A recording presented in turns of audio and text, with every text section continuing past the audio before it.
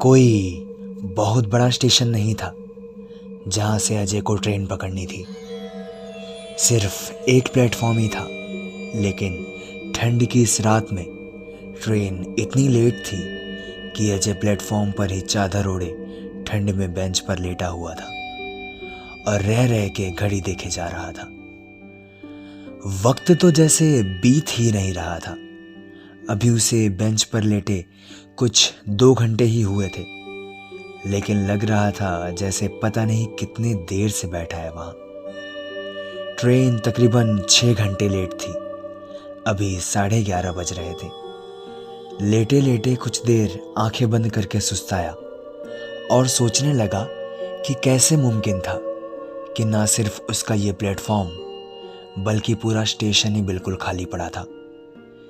जैसे कि अजय ही इस दुनिया का आखिरी इंसान बचा हो, ऐसा लग रहा था उसे उस स्टेशन पर। अजय ने खुद को थोड़ा और सिकुड़ाया और आराम से लेटे हुए स्टेशन की घड़ी पर नजर डाली।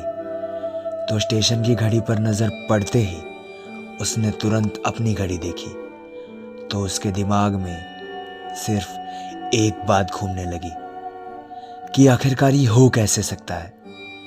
10:30 कैसे बज सकते हैं? अभी 5 मिनट पहले ही तो 11:30 बज रहे थे। अजय ने चादर समेटी, उसे बैग में डाला और इधर उधर देखता रहा और उठकर थोड़ा आगे देखने निकला। बैग कंधे पर डालकर धीमे धीमे अजय ने एक कोने से दूसरे कोने की ओर प्लेटफॉर्म पर चलना शुरू किया।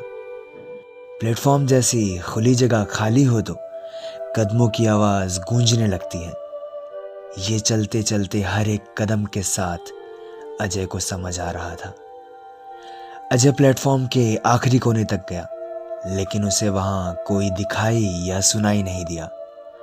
अजय वापस अपनी सीट तक जाने को पलटा तो उसकी आंखें खुद पर यकीन खो चुकी थी। दिल की धड़कन किसी नगाड़े जितनी तेज शोर कर रही थी और उसके हाथ पैर तो जैसे मानो सुन्न पड़ गए थे, क्योंकि इतनी देर से खाली पड़ा वो प्लेटफॉर्म अब लोगों से खचाखच भरा हुआ था। वहां शोर था, लोग थे और अजय खुद था। उसी बेंच के पास खड़ा हुआ, एक बुक स्टॉल से मैगजीन खरीदता हुआ। अजय को समझ नहीं आ रहा था कि यकीन करे तो किस पर। दिल का वहम ऐसा भी हो सकता है, उसने ये कभी सोचा नहीं था, क्योंकि इस वक्त वो यहाँ खड़ा है, लेकिन दूसरी तरफ एक और अजय को बुक स्टॉल से मैगजीन खरीदता हुआ देख पा रहा था।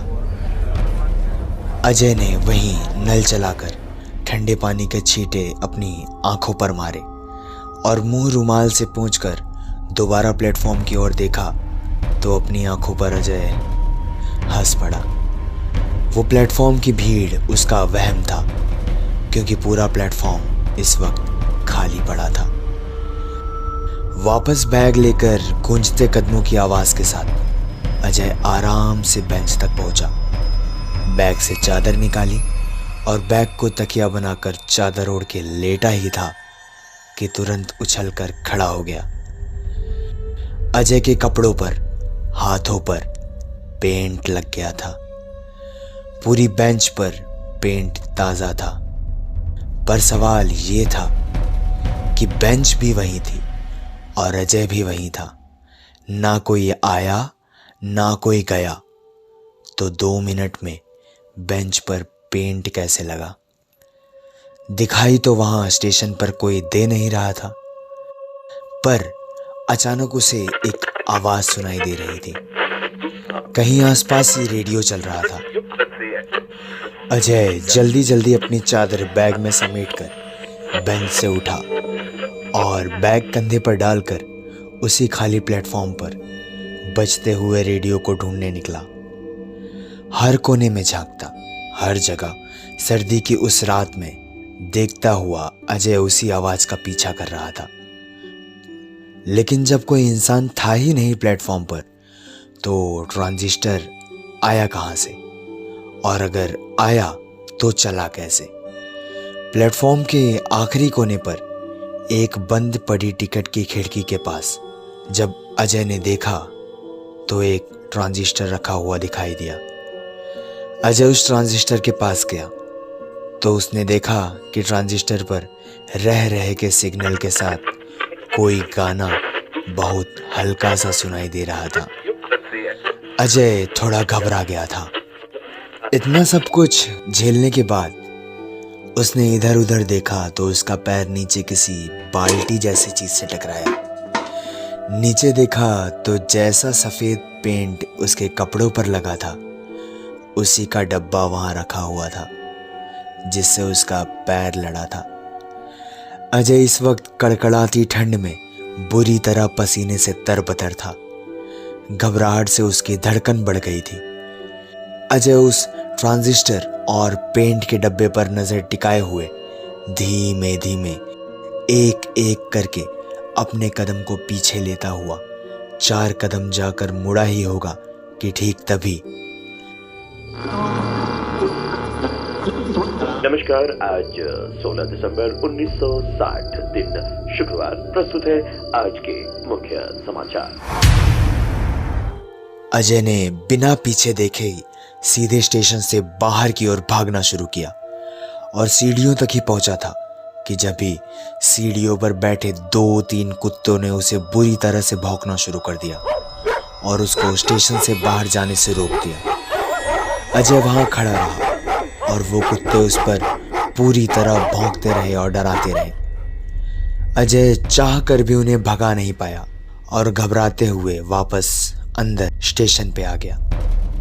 पटरी के उस पार खाली प्लेटफॉर्म पर जिस बेंच पर वो लेटा था उस पर नजर पड़ी तो देखा एक आदमी बड़ा सा लेकिन जगह जगह से फटा हुआ एक कोट पहने उस बेंच को पेंट कर रहा था।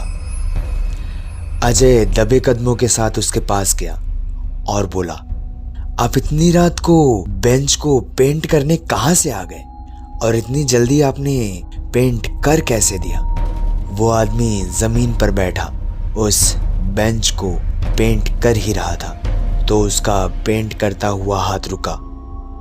घुटनों पर हाथ रखे हुए किसी उम्रदराज आदमी की तरह वो उठा और अजय की ओर धीरे धीरे पलटा तो उसकी शक्ल देखकर अजय को चक्कर सा आ गया क्योंकि वो इंसान कोई और नहीं बल्कि अजय के जैसा दिखने वाला कोई इंसान था। अजय लड़खड़ा गया और वो 2 कदम पीछे हटा तो किसी से टकराया। पलट कर देखा तो काले कोट में एक टीसी खड़ा था। उन्होंने अजय को देखकर कहा, टिकट कहाँ है, दिखाना। अजय ने पलटकर बेंच की ओर देखा तो अब वहां कोई नहीं था और न ही कोई पेंट था। पलट के अजय ने टीसी को टिकट दिखाया तो टीसी ने कहा, आपकी ट्रेन अभी 10 मिनट में आ जाएगी। अजय ने उसे बताया कि उसकी ट्रेन तो काफ़ी लेट है और 12 बजे से पहले आने नहीं वाली, जिस पर टीसी ने कहा, नहीं, आपकी इन्फॉर्मेशन गलत है, ट्रेन अभी 10 मिनट में आ जाएगी। अजय किसी डरे हुए बच्चे की तरह वहीं उस बेंच पर मूर्ति जैसा मुंह बनाकर बैठा था। सचमुच कुछ देर में ही ट्रेन आ गई। अजय अपना सामान लेकर उस ट्रेन में चढ़ा और चुपचाप अपनी बर्थ पर जाकर सामान रखकर बैठ गया। सब कुछ ठीक ही था आसपास, सिवाय सामने वाली बर्थ के, जिसके नीचे एक पेंट का डब्बा और ब्रश रखा हुआ था। ऊपर लगे हुए हुक पर वही फटा पुराना एक कोट लटक रहा था। अचानक ये सब कुछ देखकर अजय घबरा सा गया और उठकर अजय सीधा बाथरूम की तरफ गया। पूरे वक्त इतना सब कुछ हुआ जिससे सचमुच एक छोटा सा खटका भी अब अजय की धड़कनों को दुगना किए दे रहा था। हाथ मुंह को धोकर रुमाल से मुंह पोंछते हुए जब उसने शीशे में देखा तो अजय ने खुद को देखा, क्योंकि शीशे में वो वही फटा पुराना कोट पहने हुए खड़ा था और चेहरे, हाथों और पूरे शरीर पर जगह जगह पेंट के धब्बे लगे पड़े थे। अजय का हाल इतना बुरा था, घबराहट और डर से, कि उसने सोच लिया कि जो होगा वो देखा जाएगा। पानी के छींटे मार मार कर उसने पेंट के धब्बे धोए और वही कोट उठाकर उसने फेंक दिया। वापस अपनी सीट पर आया और चुपचाप लेटा रहा। लोगों से भरी ट्रेन में सीट पर डरने की कोई बात नहीं थी। अजय अपनी बर्थ पर दीवार की ओर मुंह कर कर लेटा हुआ था, लेकिन कुछ ही देर में एक बड़ी जानी पहचानी सी खांसी की आवाज उसे सुनाई दी।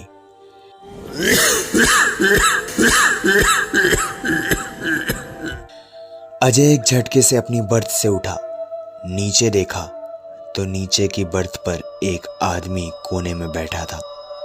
शायद वेटिंग में टिकट थी जो कंफर्म नहीं हुई थी, तो किसी तरह वहां पर बैठा ही था बस।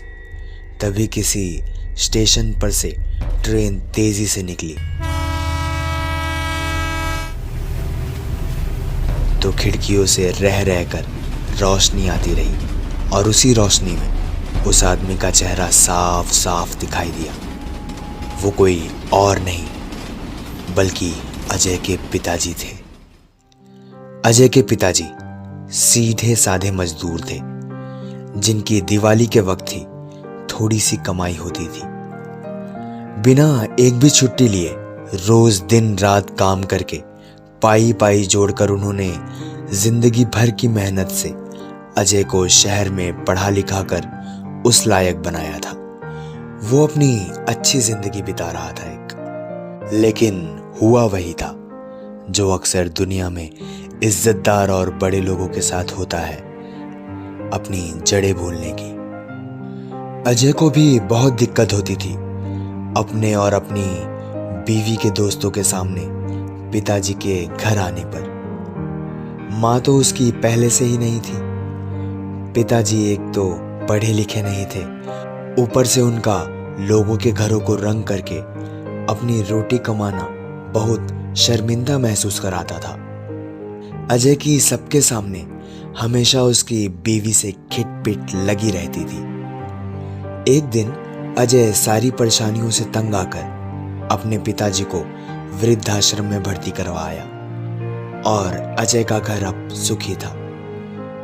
उसके पास सब कुछ था, बीवी, ढेर सारे दोस्त, पैसा और एक मकान। एक दिन वृद्धाश्रम से खबर आई कि पिताजी की हालत काफी खराब है, लेकिन अजय काम में इतना उलझा था कि वक्त नहीं निकाल पाया। उसकी बीवी कुछ दोस्तों के साथ घूमने गई थी। अगली सुबह खबर मिली कि पिताजी अब नहीं रहे। अजय अपने पिताजी को अपने सामने उस बर्थ पर देखकर बस एक मूर्ति की तरह वहीं बैठा रह गया। बोलना तो दूर की बात, पलक झपकना भी भूल गया था। कुछ लोगों ने उसे बार बार पूछा कि वो कहाँ क्या देखे जा रहा है, कुछ बोल क्यों नहीं रहा, हिल क्यों नहीं रहा, लेकिन अजय वैसे का वैसा ही बैठा रहा। आज भी उस स्टेशन पर एक अजय नाम का पागल आदमी, जो कभी किसी से बोलता नहीं, सर उठाकर देखता नहीं, बस एक खाली पेंट का डब्बा और सूखा सा ब्रश लिए दिखाई देता है। और आप सुन रहे थे मौत के बाद।